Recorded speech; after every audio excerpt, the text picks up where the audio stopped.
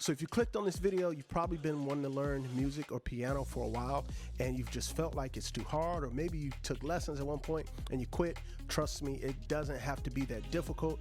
A lot of great information out there, a lot of great videos. Glad you clicked on this one. The thing that I would say that is different about this method and approach is that we do not start with letters.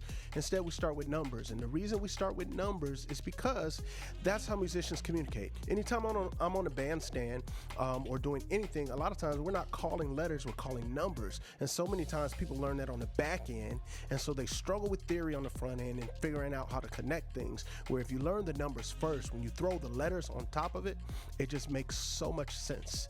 It's also easier to get into reading and ear training and just all those other things that make a well-rounded musician. So check out these first 4 videos. In these first 4, we're just going to identify notes in the key that we're working in, and then from there, man, we're going to be able to play hundreds, probably even thousands of songs. You'll be able to hear them, you'll be able to pick them out, they'll just make sense to you. It's all going to click. You're going to have a great time.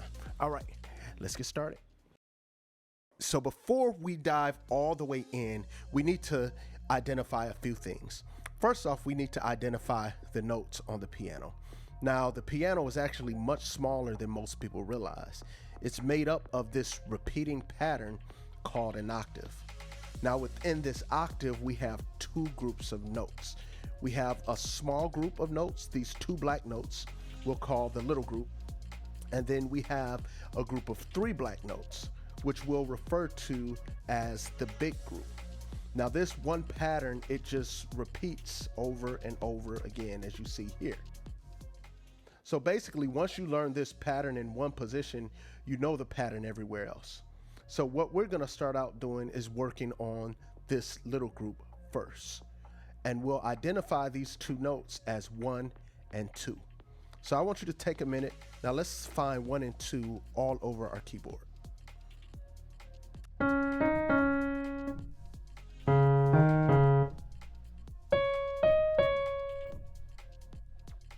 All right, now that we've identified 1 and 2 on our keyboard, we can start actually doing a few drills to kind of lock that in. A lot of times people try to move too fast, but as we get through these first 3 drills, after that, man, we're gonna be cooking.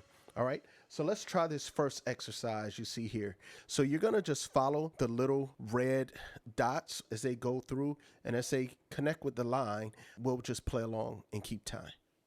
All right, here we go.